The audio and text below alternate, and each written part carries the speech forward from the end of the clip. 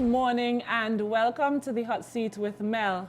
I am your host, Melanie Roberts-Rajman. Here on the Hot Seat, we discuss the current affairs, beating events, burning issues, and all the things that's happening in Tobago. We talk about the things that are important to you as Tobagoanians. Joining me this morning on the Hot Seat is Mr. Kelvon Morris, and of course, Mr. Morris is currently the area representative and assemblyman for the area of, well, now it's Darrell Spring, Darrell Spring WIM, and of course, he continues to be the People's National Movement candidates in the upcoming December 6, 2021 elections. Now, Kelvon has been doing some pretty amazing things down in his constituency, and I think we can agree that, Kelvon, you're one of the favorites in the election race. I know that you've been beating the campaign trail. You continue to serve your constituents, so thank you so much for taking the time out this morning. I know you're usually out and about even on mornings, so thank you for taking the time to join us here on the Hot Seat, and of course, welcome. Thank you, Mel, and of course, good morning to all of Tobago, Trinidad and Tobago, and a special good morning to the residents of my electoral district of Darrell Spring WIM. I'm really happy to be here to talk the business of my electoral district this morning. Excellent, and I like how you said that, talk the business of your electoral district. Now, Kelvon, you have had some changes, much like all the other districts. You now have some new constituents under your care as of a month ago or so. How has that been for you, kind of assimilating them and getting to know them? Well, it has been a really interesting. Well, I love getting to understand the residents to whom I wish to serve. So I've been using this period to really understand some of the issues that are within this new electoral district of Darrell Spring and Glen Road, because previously I would have represented one side of Glen Road, but now I'm representing all of Glen Road and half of Darrell Spring. And what I recognize in Darrell Spring especially, there would have been some infrastructural challenges, drainage, and some roads, and we have already been fast at work addressing some of those already. So I'm glad that you mentioned that, because, Kelvon, one of the things I have been observing with you, and I must say you have done an excellent job of maintaining your presence on the ground and also on social media. So for us, outside of your constituency, we've definitely been able to see what has been happening in your area, and some of us are a little bit jealous, but we hope that others would take example from you.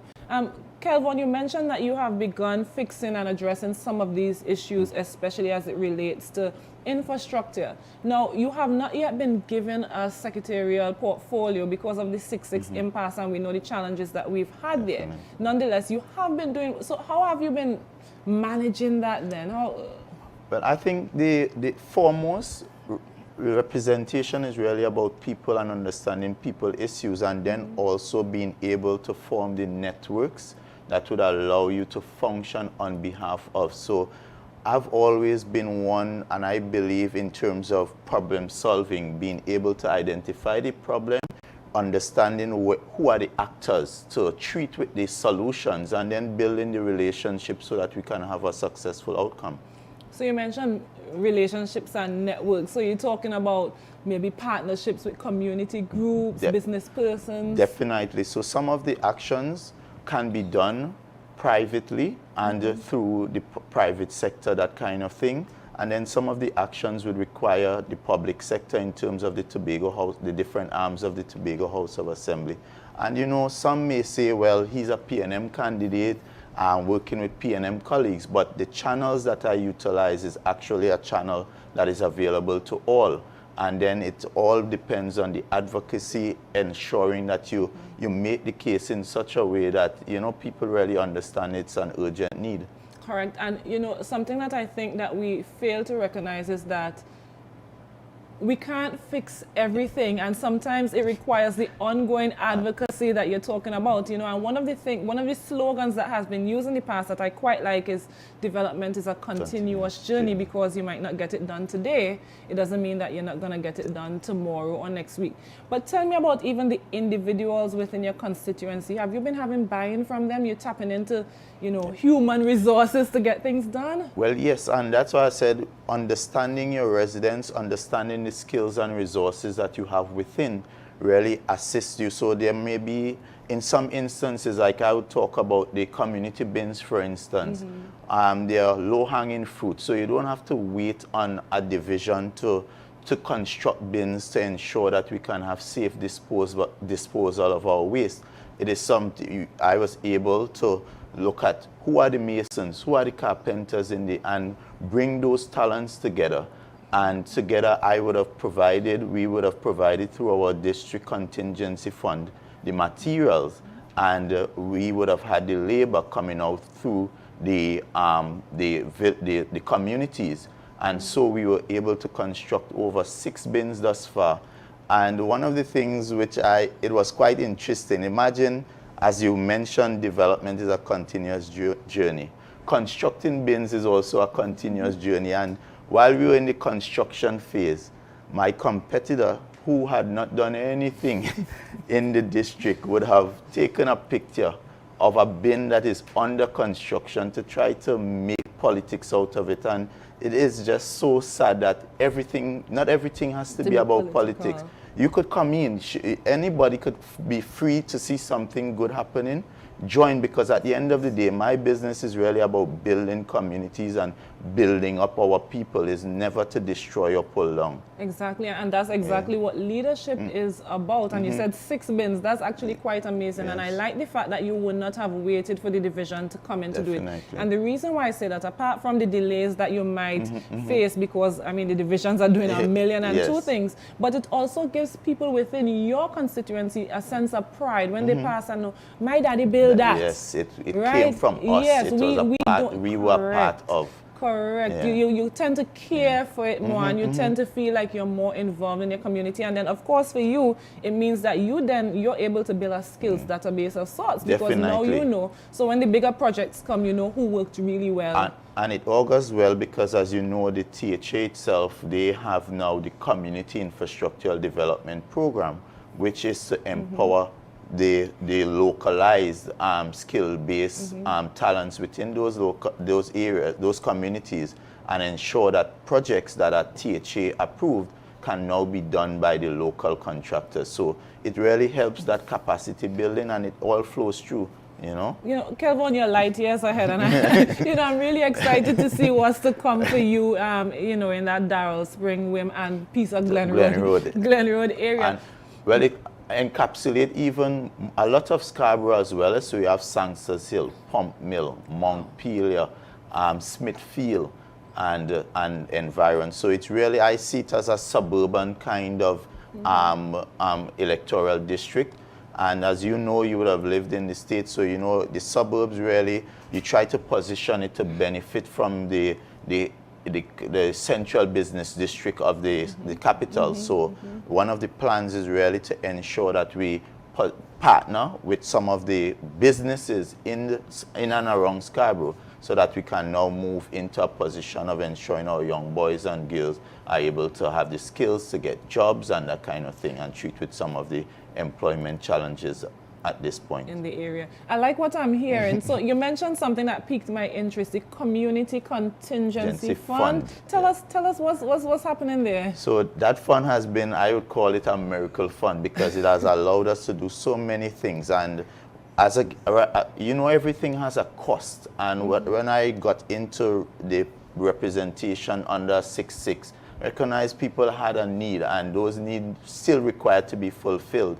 And you can't always depend on the state to be able to respond, and the state may not be able to respond as fast as you need to respond to some of those concerns. So we would have created this fund, a 4-member committee, and we would have reached out to residents, and even all of Tobago would have bought into this, where they contribute. We have a facility at Penny Savers, as well as we have some boxes as well, and people can just simply donate. They donate when they buy their groceries. So like you go into Penny Savers and at the end of it, just as how you would buy your bread and water, you just say, I want to make a contribution to the district contingency fund. That's a line item at Penny Savers, and persons continue to really support that. So that allows us to do a number of things, from food hampers, home improvement, so we're able to buy sand and cement for persons who really are trying their best to get add on a toilet and bath or so. So that fund, as I said, has been the miracle fund that has allowed us to do a lot of our work. You know, Kevin, I think that's very, very innovative, because yes, you have definitely found a way to bring assistance to the people, and it's assistance by the people and for the people. So that's excellent, yes, without having to go through, you know, some of the bureaucracy that we face. So, you know, we're going to have to take a break. Sure. But when we come back, I want to talk about even the other formal channels that you might have been using to assist your constituency. Definitely. But for now, we cut for a short break.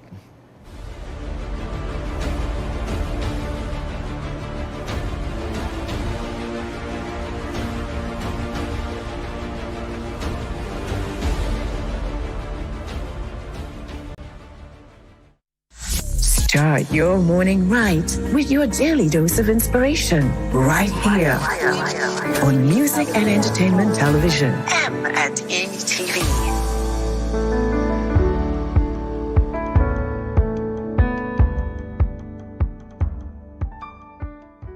Whereas we may not have been present in the construction of our history, we have a responsibility to participate in the development of our destiny. The ex gratia, however, is monies that I've given you when I'm going to terminate you to indemnify myself or to free myself of liability. This is an opportunity right here, this evening, for us to lay the naked facts on the table. But the Duke has made no mistake by way of articulating his agenda.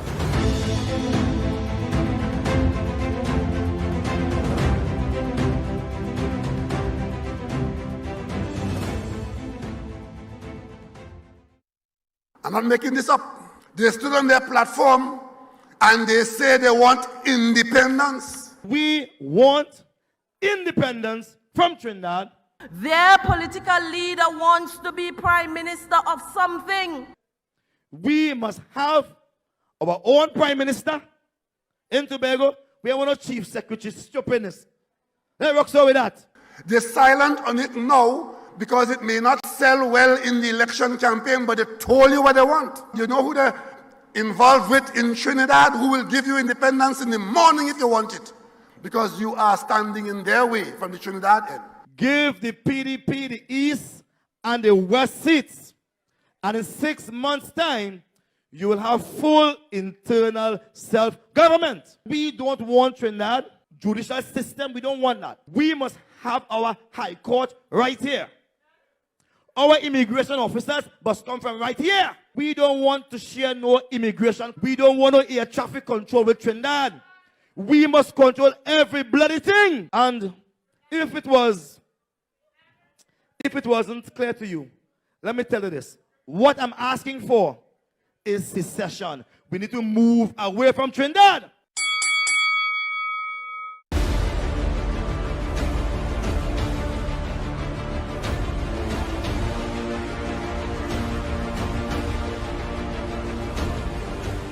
Welcome back to the Hot Seat with Mel. Joining me in the hot seat this morning is Assemblyman Kelvon Morris, and we've been discussing some of the great things that you have been doing in your area. That's now Darrell, Spring, Wim, a little piece of Glen Road and piece of Scarborough. And you know, you have had some pretty amazing things coming out from the constituency. I know that you would have seen it happening online. So, you know, I would have been observing and sort of taking note, because it's been excellent. You have also, in addition to the district contingency fund, you would have also been using formal channels to assist persons with filling out grant applications. And how are persons able to access you, and then what is the level of support that you provide in terms of? So one of the first things we did as well is we created a 24-hour hotline, because of course we know we're in a pandemic and sometimes you're restricted in terms of the face-to-face contact. So that hotline allows persons to reach out to the office of the area representative any hour, anytime, any day. And whatever your requirement, then we can set up appointments going forward. The office would have created, of course, entrepreneurship was always something we encourage. We had the entrepreneurship feature where we also identify our entrepreneurs in the area. Some of them we would do some post analysis with them, and therefore we then set up, channel them to the opportunities that are available throughout the THA, so your BDU grants, those kind of things, we would have allowed them that kind of access. Of course, you have the official public day of the area representative as well, where persons actually physically come in. We would have signed up persons, over 400 families would have received food support through the food card initiative, and you may have heard a lot said about it, but we ensure that persons are bona fide and signed up, and then we facilitate in terms of the collection. They must come with the ID, sign, collect, and that kind of thing.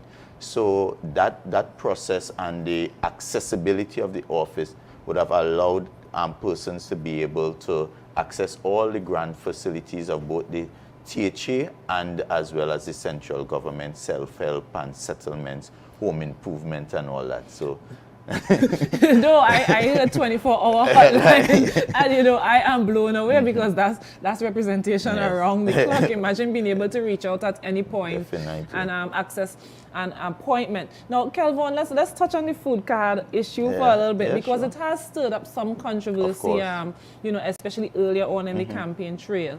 And, you know, sometimes I don't think that persons understand, or sometimes we seek to deliberately skew what has been said. You're in the position, you're an assemblyman. How does it work? Is it that I just come to you and I say, Kelvin, I want a food card, and then you bring one and you just hand it to me? What's the process? And that is something I make absolutely clear, because some people really believe that you just have the food card in your office and you just come, and I make it clear to them it's a process.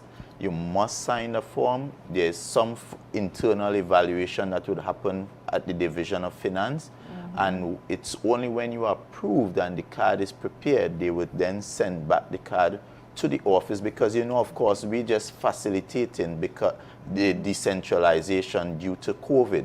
Normally we would go directly to finance and collect, but because we don't want a number of persons coming together all at the same time, they've utilized all office, and I want to repeat, all. So it's not just PNM assemblymen men that are being able to benefit from that facility. Some of the others have chosen not to assist their people, and you can't fault them for that if they don't want to help those persons that are struggling, because families are really struggling at this time. Indeed. And I don't even judge the persons that come, because you may very well think, well, Melanie is well qualified, has her job, but because pre-pandemic, Melanie may have committed her income in such a way that now she's either unemployed, working less hours, and therefore she now has a need, just as anyone who is, you would consider underprivileged. So we try to facilitate everyone. We assist them in terms of the application, and once approved, it's only when it's approved and sent back with their names as an approved candidate, then they come in, sign, the form must be returned, signed to the Division of Finance, showing that this person would have collected their card. Well, you see why why we try to educate persons here, because now we fully understand the process and what usually happens. You know, Kelvin, and there's something else that I would have seen you done that I also thought was interesting. The job is a job database, job advertisement. I'm not in your constituency, but I look forward to you posting the available jobs every week, because something that I do is I usually forward them to persons looking for employment. So how is it that you just scout out the jobs, or? So we have a number of ways of identifying employment opportunities. Of course, the THA would have their portal and various other job portals we keep paying mind to, so that we can help. What we also did is ensure that persons would have signed up for this weekly subscription. So it comes to your email as well. So more than what you see on Facebook, persons receive it on a weekly basis. So they, as you rightfully said, they can share it. If they see something they are of interest, they can benefit from it too. And I know a lot of persons who would have accessed the portal and would have applied for jobs through that mechanism. That's really good to know. And let's take it one step further and I'm throwing a little challenge on you now. Sure. Let's say that I'm a member of your constituency and I am young, don't really have too much experience in doing a resume or interviewing, but you post something that I'm interested in. Is it possible for me to come to your office or contact one of your staff and say, well, you could look at my resume? Is that something that you offer as well? We provide total support, especially to our young people. So we have both mentorship programs for persons who are interested in business, and you will be familiar with Asha Mars, who is a successful one of the real shining lights in terms of Tobago, in terms of entrepreneurship. She provides on an ongoing period mentorship for persons in business, and also we have resident persons in the office who would assist in terms of constructing your resume, because that is one of the things when persons visit me and seeking employment, I try to encourage them that when you come into the office, at least come with your resume, or if you don't have it, we would help you construct one so that really helps you to be able to identify clearly where you want to go in life. So, you know, Kelvin, when you agreed to come on the program, you know, I was going to ask you, why are you such a favorite? But I think that, you know, you would have definitely answered that question for me. So going forward, because I'm not even going to hesitate to say that I have utmost confidence, you know, in your continued success, considering the work that you have been doing, the way you solidified yourself. And I also know that even prior to seeking office, you would have been doing quite a bit of work in your community. So let's talk about going forward, because as I said, I have faith. I have a lot of faith. What do you see happening?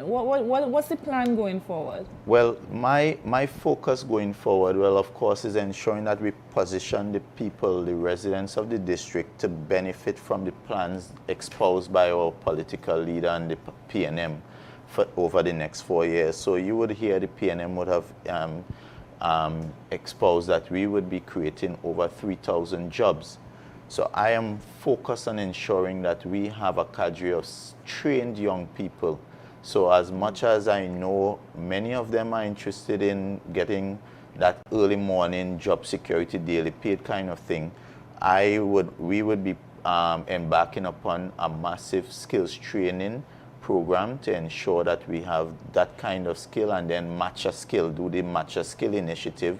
So it will be both public and private. We partner with the different enterprises in and around Scarborough as well as the THA to ensure that these skills can in fact be employable.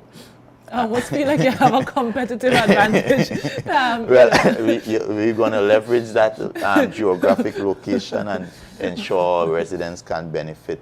Even we also have the Plant Something initiative, which is going to make sure that every home within the district is engaged in some form of food production.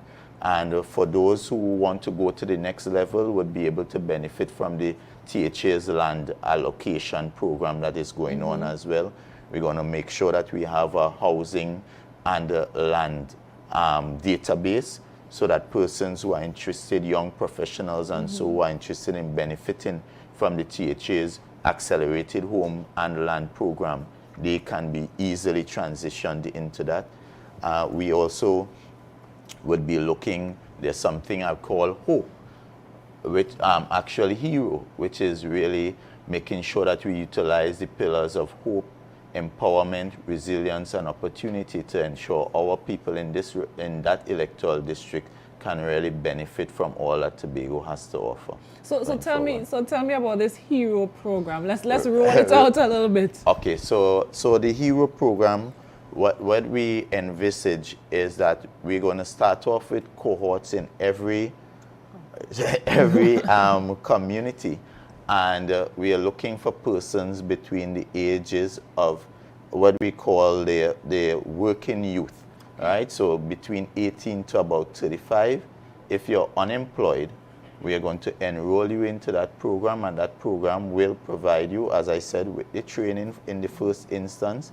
It would also then provide you with the empowerment, which is really matching you to the opportunities, the resilience, which is giving you the support, equipping you with whatever tools you require, And of course, as I said, opportunity, well, we'll make sure that at the end of the day, by the time you graduate out of that program, you have an opportunity that you can make. You really have we're teaching you how to fish. And by that time, you'll become a fisherman that you can start to really make something of yourself. And of course, feed others. And feed others. I must say, I'm loving the emphasis on youth and youth empowerment. You know, last week, Friday, I had some young ones on the show, Tanika, Kaylee, and of course I had Keegan, because he's doing some youth work through the Division of Finance. And I asked him, well, why should young persons even be involved in politics? You're young, you don't really have the experience, you haven't lived life, and I think I've gotten my answer with you here. You know, so we're going to take a short break. When we come back, we continue the conversation. No problem.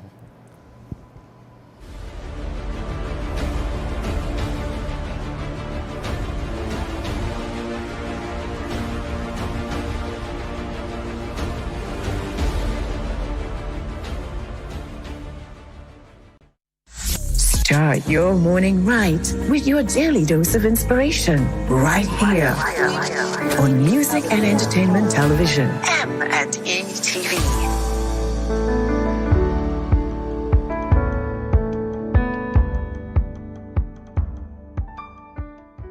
Whereas we may not have been present in the construction of our history, we have a responsibility to participate in the development of our destiny. The ex gratia, however, is monies that I've given you when I'm going to terminate you to indemnify myself or to free myself of liability. This is an opportunity right here, this evening, for us to lay the naked facts on the table. But the Duke has made no mistake by way of articulating his agenda.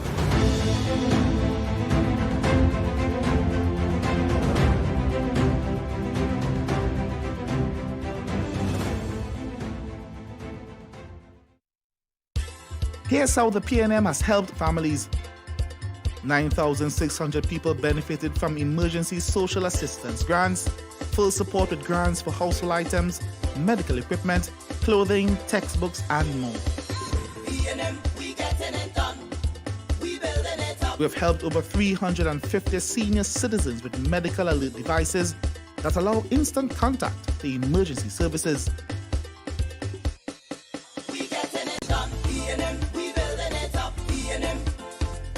500 people benefited from free vision screening island-wide at absolutely no cost. We getting it done. We building it up. PNM. 10,000 people benefited from our food card program. Those with income challenges due to the pandemic and the increase in food prices.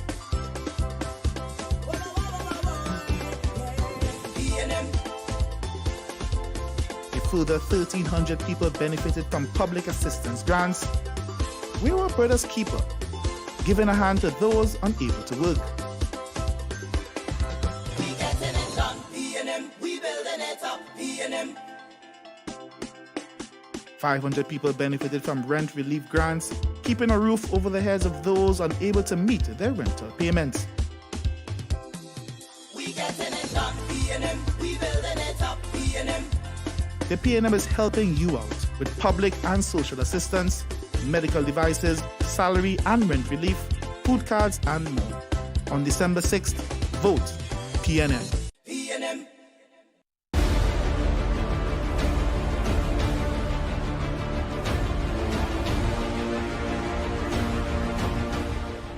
Welcome back to the hot seat. This morning we're on the campaign trail with Mr. Kelvon Morris. Kelvon, before the break, you started talking about the Plant Something initiative that's soon to be launched in your community. Tell us about that. Seedlings, what's happening there? So of course, the Plant Something initiative would be one that is sort of piggybacking on the home gardening kind of approach. And we will be partnering with both private and, of course, the Division of Agriculture, because we already have seedlings that we get, and we usually distribute to households. So we would ensure that we would purchase the seedlings and distribute accordingly to ensure that our households are planting something, because at the end of the day, we really want to encourage agriculture throughout the district. we know as well there are farmers persons who are really interested in planting at the commercial level, planting to feed Tobago and Trinidad and Tobago. So that plan something would also be able to encompass those kind of persons and put them onto opportunities in agriculture. So that's what they plant, something. Yeah. You know, and I like it because a lot of times when we talk about food production on the island, we think about only the exorbitant sort of formal channels. But I know that even among my family, for instance, we plant. Yeah. Everybody plants something different. And I can't tell you last time I went to the market to buy anything because you're always getting. And then even the plant something can now go into an exchange something. I know one time we had the marketplace, the bartering, you know. So if a household may plant lettuce, another household might plant, you know, sweet peppers, and you can exchange. I have lettuce, you have sweet peppers, that kind of thing. So it's really, and it brings it is also internal mental comfort and healing as well. It brings that calmness and even pride. Because when you know this is from my hands, you know, that I'm eating, it really gives a level of self-satisfaction as well. And then it feeds into even healthier communities. Exactly. You know what you're planting, you know what you're producing, and you're able to, you know, consume that. Definitely. Kelvin, you would have also mentioned the creation of jobs, and I know your emphasis would be on preparing, especially younger persons, upskilling them, tooling them to be able to take advantage of these 3,000 jobs that's expected to be introduced to Tobago. I think I heard it was by about 2025, gradual increase in jobs. And I've been hearing quite a bit about it on the campaign trail, especially from the political leader of the People's National Movement. How are we getting these 3,000 jobs? Where are they coming from? Is it that we're expanding the THA? What? So it would be a combination of public sector jobs and private sector jobs. Of course, you would have heard us talk about the creation of a new division, which is the Division of Information and Technology. And as you would know, a division usually would employ about 200 persons because you're talking accounting department, talking about all the specialist positions, persons in programming, and it opens up a whole new sector for Tobago because we would have trained and educate so many persons in the digitization field, the ITC field, and now those persons can now take their rightful place in the Tobago House of Assembly, ensuring that we digitize the entire Tobago, both public and private sector, and also create a space for even tourism as well. So that also feeds into the next frontier of tourism that we would want to be pushing, because a lot of persons come to the Caribbean, they manage their business from the beach, at distance. So we also looking at private sector as well.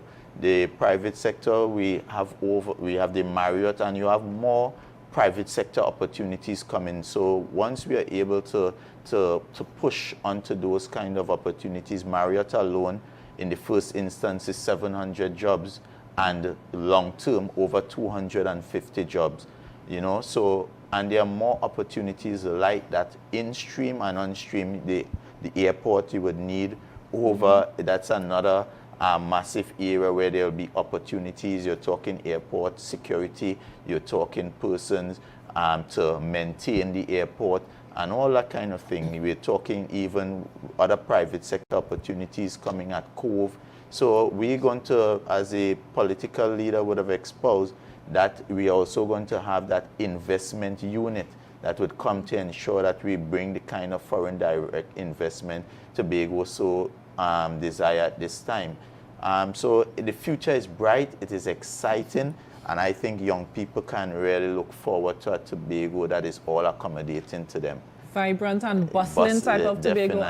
And one thing that I've seen, and if you think critically and openly and objectively about it, what you have seen coming out of the administration is a preparation of sorts for persons to take advantage. So coming out of ComDev, there's all the trainings, all the skills building, and persons come out certified and they're in a position to open businesses. I know there's a few things coming out even from the YES program where they do their internship and mentorship programs, and then we have BDU providing grants to persons to begin opening you know, their Yeah, own businesses or yeah. even develop and move into a Move, different level definitely. with their businesses. And then I know that, you know, I had Mr. Dennis on the show. I think he was the first person to sit in the hot seat. Wow. And he would have spoken extensively about some of the training Yeah. that they have been doing, especially during this downtime in COVID. Exactly. With Because even when you agriculture. look at the performing arts, that's TPAC. TPAC. Yeah. That is excellent in terms of really now preparing Tobago to capitalize on that green economy, which, you know, Tobago is rich in culture, rich in arts, and we would have trained so many young professionals in terms of the arts and dance and dramology and that kind of thing. And we are now really positioned to go to the next level. I'm hearing the political leader talking about film and animation. And I really, as a young Tobagonian, politics aside, I like the direction Tobago is going. It's all expanding, all encompassing. We are now looking at green, really capitalizing on the green economy as well. Tobago's rich biodiversity. And you see where we are giving scholarships as well to young persons in that field, that they can go abroad, get the necessary training and expertise to help Tobago to go to that next level as well. Most definitely, you know. And sometimes when we look at the, even this COVID period, we've seen a transformation of sorts, because what I have seen is even among the very young ones, there's a lot of innovations coming out from those very young persons. You know, we have an overabundance of young entrepreneurs now on the island, because during the downtime they have begun to hone skills and build businesses. So we're really expecting to see a vibrant and bustling Tobago, and one where we start to see the upper middle class emerging more, where we see persons generating wealth in a certain kind of way. Definitely, and even I like the policy of the THA, because we are not saying to Tobagonians, we understand that there are persons working in the THA who may need a second income to, you know, to be able to, as you said, to really grow that upper middle class of Tobago. And we are saying once you are able and so capable, there are opportunities both in the public sector and the private sector. And the choice eventually will be yours to determine whether, you know, the opportunity is so great in the private sector that I don't need a public sector opportunity. So I think we really have a lot to look forward to when it comes to job creation. It is realistic job creation. I didn't even touch on there's some other opportunities to come, but it will be rolled out as we go forward. And we just have to really position. And as you said, we've been in we have utilized this downtime to prepare persons for what is to come. Definitely. You know, Kelvin, and as we're talking about job creation and we're talking about these new industries to start to sort of blossom, and even the incorporation of ICT into operations. And I, for one, am very excited about digitizing the public sector. And I know that it is a welcome addition to the people here in Tobago, the convenience, the ease of doing business, and even doing it safely. You know, we're not out of, we're nowhere near out of the woods with the COVID situation. Exactly. So that definitely is a welcome addition. Now, Kelvin, you mentioned that you have some of Scarborough. You know, so I definitely have to throw a hot seat question your way, because it touches on you and your constituents, and you would definitely have a hand in this. The plans for the Scarborough waterfront project and for revitalizing the area. Now, these plans would have been rolled out, I think it was on Sunday night at Downey's meeting. And of course, we have people who are saying, well, why now? You know, how come all of a sudden you all coming with these plans? And, you know, and I have to ask you the question, why now? Why is it only now we're hearing about the revitalization of Scarborough? Well, of course, Melanie, you know, as you would have said very early, development is a continuous journey. And the point is, it has been something on the drawing boards. It would have gone through the consultation. When the PL launched this plan, it wasn't just a pie in the sky, go Google and bring you a fancy drawing. But it was really something that was rooted in deep consultation, have the professional input, and most importantly, the funding.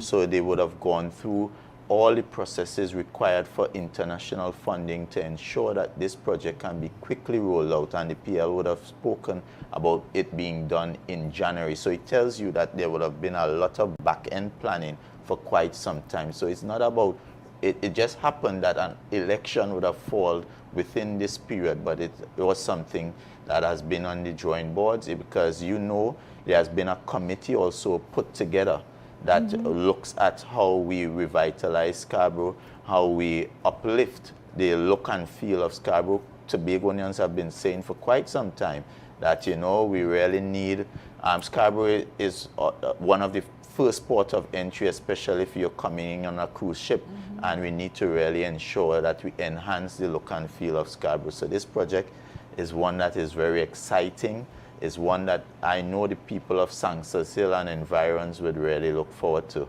in terms of the benefits to be accrued to them. And you know, I know that some efforts have already been made to place more focus on the area, the Isle of Tobago sign. You know, we would have had, prior to COVID, a lot of activity and then we have the Comfort Inn Hotel as well. So, you know, it really, everything marries into the plan. It's a fully comprehensive plan.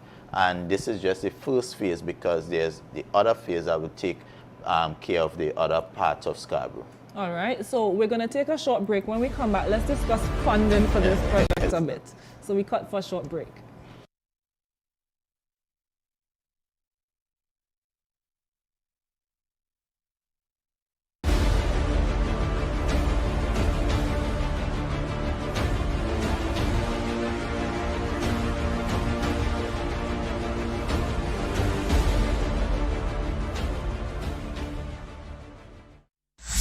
Start your morning right with your daily dose of inspiration right here on Music and Entertainment Television, M&ETV.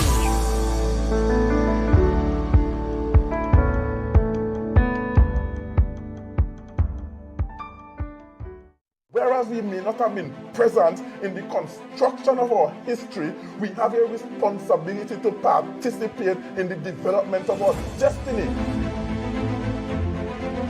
The ex gratia, however, is monies that I've given you when I'm going to terminate you, to indemnify myself or to free myself of liability.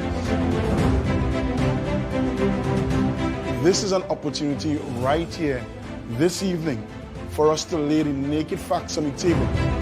Watson Duke has made no mistake by way of articulating his agenda.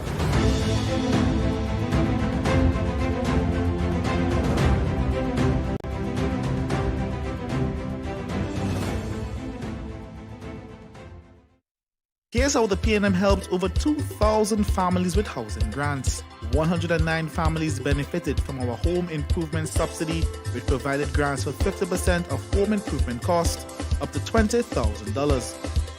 PNM, we getting it done. We building it up. Over 400 families realized their dream of home ownership through a beneficiary-owned land program, which assisted families with $50,000.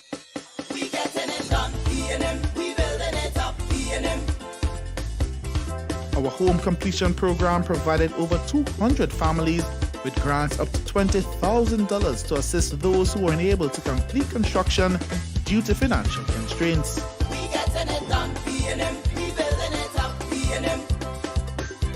Over 1,200 people were given assistance up to $15,000 who needed home repairs through a home improvement grant. PNM. The PNM is helping you realize your dream home. On December 6th, vote PNM. PNM.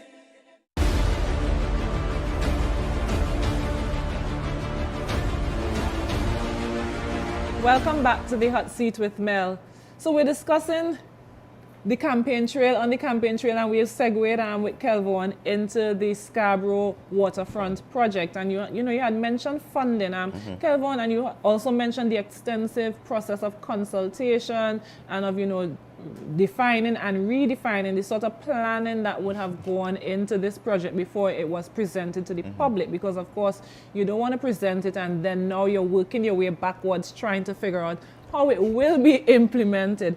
So just touch what is the cost of this project, where we find it, because people are also asking, well, where are we getting money from all of a sudden? Right, so this project is estimated around $60 million, TT. And as I said before, the funding would have come from a combination of international funding and would be local funding as well. The whole concept of Scarborough revitalization would have got the attention of the Assembly, and this would have been worked through, well, of course, the Division of Finance and that kind of thing. One of the most important aspects to consider is that this has not been a pie-in-the-sky kind of arrangement.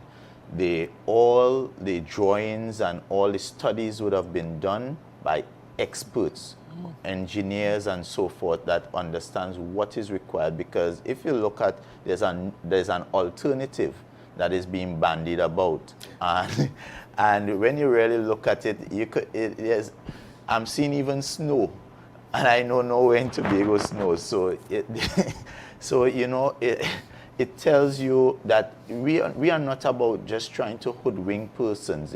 We are about really bringing forward realistic plans to Tobago and ensuring that those plans can be delivered. When you're talking about reclaiming land, anybody who knows, if you're troubling the natural, that requires a different level of approval, EMA approval and that kind of thing. So it tells you where the opposition is going with their plans, as opposed to the waterfront, which is very realistic.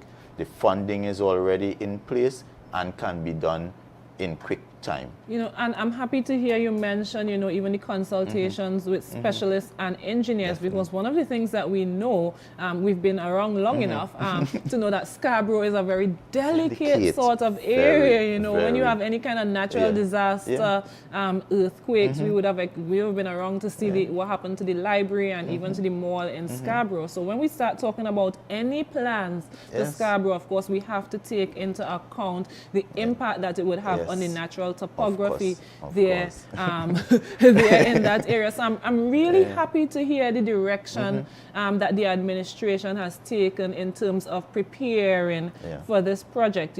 Kelvin, and I believe that we're out of time. It definitely has been such a pleasure having you here this morning. They really say time runs out fast when you're having fun. I was really enjoying the conversation. Yeah, but we're going to continue to follow you on the campaign trail. As I said, you are an exemplar, to other candidates, to other assemblymen, to other young persons in Tobago. You're definitely somebody to look at and to look out for. All the best to you. So continue to work hard, continue to represent the people, and hopefully we see you on December 7th in a certain type of way. Thank you again for being here. Thank you for having me. All right. We cut for a short break.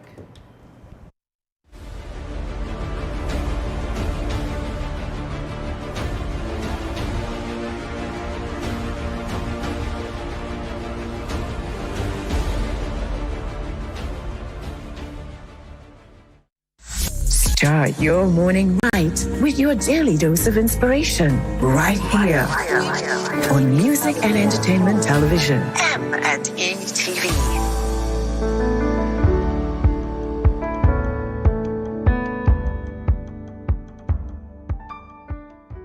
Whereas we may not have been present in the construction of our history, we have a responsibility to participate in the development of our destiny. The ex gratia, however, is monies that I've given you when I'm going to terminate you to indemnify myself or to free myself of liability. This is an opportunity right here, this evening, for us to lay the naked facts on the table. But the Duke has made no mistake by way of articulating his agenda.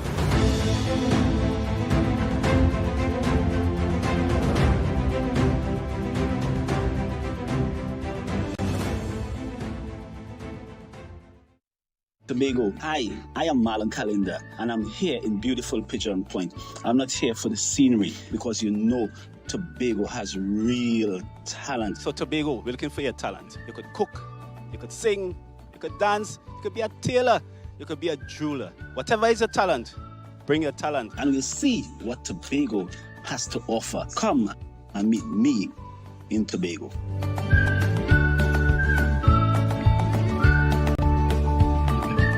Here's how the PNM helped over 2,000 families with housing grants. 109 families benefited from our home improvement subsidy, which provided grants for 50% of home improvement costs up to $20,000. We getting it done. We building it up. Over 400 families realized their dream of home ownership through a beneficiary-owned land program, which assisted families with $50,000. We getting it done. We building it up. Our home completion program provided over 200 families with grants up to $20,000 to assist those who were unable to complete construction due to financial constraints. We getting it done. We building it up. Over 1,200 people were given assistance up to $15,000 who needed home repairs through a home improvement grant. The PNM is helping you realize your dream home. On December 6th, vote PNM.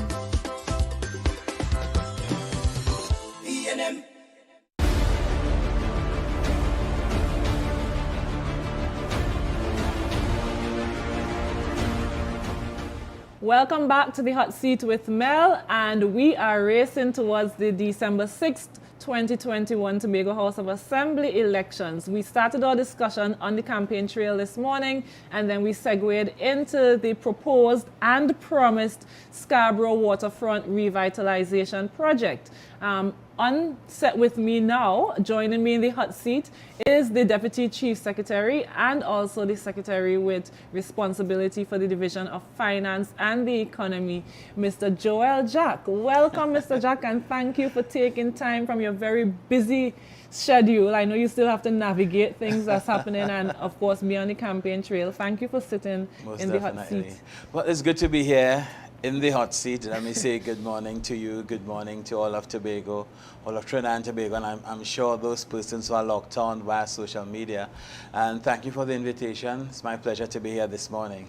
Excellent. Now, Mr. Jack, ideally, I wanted us to start off with talking a little bit about the Tobago economy and where we are considering the pandemic and the challenges that we've had. But we just left off with discussing the Scarborough Waterfront project, and we would have touched a bit on the issue of funding. Now, because you are the veteran in the area of financing here on the island, let's chat about it a bit. I understand that the cost will be $60 million.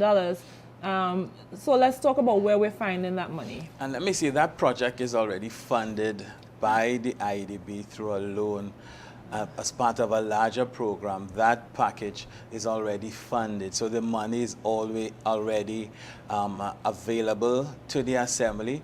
We are working with the technocrats, both the Division of Finance, Settlements, working with the technocrats in the Ministry of Housing.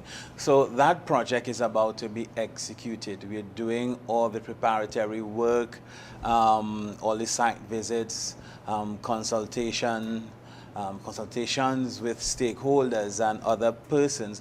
And we're doing the relevant study so that we don't impact negatively the environment. But that's a brief history on not just the waterfront project, but our efforts towards transforming Scarborough. As a technocrat in the Division of Finance around 2011 or 2012, we convened all the landowners in Scarborough. We had a proposal done by Genevieve that would have transformed Scarborough into a mini Dubai. But what persons and some persons are not aware of is that most of the lands in Scarborough are privately owned. They're not owned by the state. And for us to effect that transformation, we would have to acquire those properties and to effect the vision that we have for Scarborough. But then when we brought the landowners together, they were not in agreement. However, you're seeing the other side putting up a presentation. And one businessman said to me, he had to tell his colleague, listen, when you look at this presentation, your property is in the middle of what they're proposing. Have you agreed to the sale? He said, is that true? He said, no, I didn't. So the landowners were not consulted. Nobody was spoken to. So another pie in the sky, airy-fairy project by members of the other side, attempting to hoodwink the people of Tobago as it relates to the island's development. However, we are not just talking about plans. We have plans. The plans were drawn up to do a boardwalk and other things as part of a broader set of initiatives to transform the island. So that first phase of that program, the funding is already available. And for the second phase, we would enter into a public-private partnership arrangement for facilities such as the car park and the other amenities.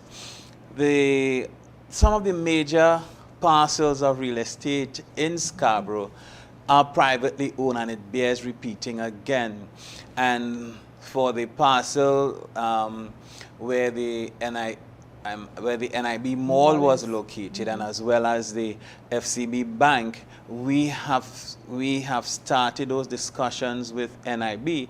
Remember, the mall was broken down between that 2010 period, just before the 2013 election, and we were promised that mall to be delivered within a short possible time, and we're still waiting. Right? So when NIB did they ran their numbers, they had some concerns.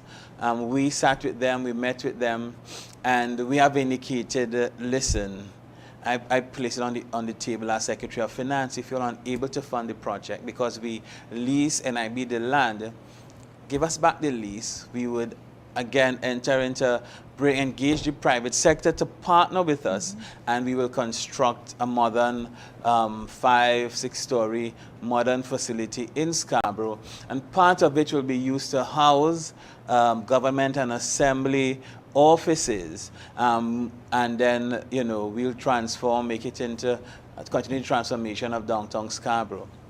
But these are not just plans on paper, these are already in train, and that's the difference. So, I'm very happy to hear that, and especially as an attorney, for me, the major concern was the land acquisition. So I'm quite happy, because the first time I saw any sort of plans being spoken about, the first thing I said to myself is, oh Lord, how are you going to take these people commercial property, especially knowing that we have a culture here in Tobago where unless it is properly negotiated, we have heavy resistance to public acquisition of private lands. So I'm quite happy to know that that has been factored in and that has been provided for via the funding arrangement. Now, Mr. Jack, I want us to delve a little bit deeper into the IDB, because here on the hot seat, of course, we try to bring education to persons in a simple way, in a way that helps the average Tobagonian to really understand how things are done and how things are managed on the island. So I would like for you to touch a little bit on the THA's capacity to enter into this arrangement with the IDB and what it means for us here. Well, one of our alternative funding mechanism policy in the Division of Finance continues to be 1, PPPs, 2, we'll raise money via bond financing that we have done for the first time in the history of the Assembly. And thirdly, we will work with our multilateral partners to obtain funding, grant funding and technical assistance. In accordance with the Tobago House of Assembly Act, we have that provision in the Act to meet and to chat directly with our multilateral partners to obtain funding. And what we also have is the commitment by the Minister of Finance and the central government to ensure that Tobago is considered for all loan packages with multilateral agencies. Additionally, the IDB, the Inter-American Development Bank, they have been I can't even say a willing partner. That is just doesn't underscore the support, the invaluable support that we have received from them in terms of capacity building, technical assistance. They have worked with us in rolling out our PPP modality, establishing our PPP framework, meeting with us, assisting us in preparing our debt management strategy, and those relationships. They really assist us in advancing the Assembly's mandate. So, again, for the Waterfront project, they assisted. As part of our entrepreneurship mandate, they have also assisted in the past to provide funding for our housing program, for our housing repair program, targeting female-headed households. So we continue to work with our multilateral partners to advance this island's socioeconomic development. So I'm really liking what I'm hearing, and in addition to it being the THA's mandate, I know that that is also one of the mandates of the IDB to provide that sort of support to developing countries as they enter the next phase of development. Now, Mr. Jack, I am being told that we're almost out of time. Nonetheless, Wow. I know. Nonetheless, I think that it is important that we sort of touch on how we have been navigating the entire COVID situation here. Of course, our economy would have been affected and impacted. However, we're not, at least I don't think that we're in a terrible place. And of course, that would have taken quite a bit of experience, expertise, and comfort with the financial, with financial duties and fiduciary duties on the island. So how are we? What's the outlook? I wish I had more time. We, as part of the country's annual IMF Article 4 review, since I assumed office as Secretary of Finance, we have started meeting with the IMF on an annual basis. I met with them last Thursday, and we indicated to them that when we did our initial estimates, and I said it early, these estimates were conservative. We projected a decline of 14% based on the impact of the COVID-19 pandemic. However, I'm pleased to announce that the decline was much less than originally anticipated. It was 5.3% instead of 14%. Additionally, our outlook for fiscal 2021-22 is that we will return to growth of 1.2% and thereafter over 2% for the next 2022-2023 period. So we are returning to growth. And you spoke about the pandemic. The hardest hit sector was the tourism sector, followed by financial services and manufacturing. Tourism declined by approximately 31%, and is understandable as we attempted to protect lives and livelihoods. As Secretary of Finance, I want to say that the IMF in their statement really enunciated what we have done, targeted, comprehensive response to protect lives and livelihood. And I really want to empathize and to tell persons who are impacted by the pandemic, we understand what you're going through. We are here with you. Some of you lost your loved ones. Some of you lost your jobs. You had to shift and you had to make significant adjustments. And what is so sad, Melanie, is that the other side, they are playing on people's emotions during this challenging time. But I want to remind persons all the support that you have gotten from the Assembly, the food support, the housing grant, the salary relief assistance, all the food care packages, we are here with you. And as the IMF indicated, we are returning to positive economic growth. This year, 2021, at the end, 2022 and 2023, the economic outlook is more than positive. And don't just believe my word, but we have the statement from the IMF to back it up. Excellent. I'm glad to hear that we're heading in the right direction, and of course under sober and experienced leadership. So, Mr. Jack, I'm being told that we're out of time, but I definitely would love to have you back on the program so we could dive even deeper into where we are on the island. I'm a phone call away. You're a phone call so away. Don't hesitate to call. So it's my pleasure being here this morning. So we definitely have the commitment from you. Yes. Again, thank you so much. And of course, we'll see you tonight in Mount St. George for your meeting. Thank you to all our viewers for joining us here on this hot seat. Stay tuned for yet another amazing and innovative broadcast tomorrow. Same place, same time on the hot seat.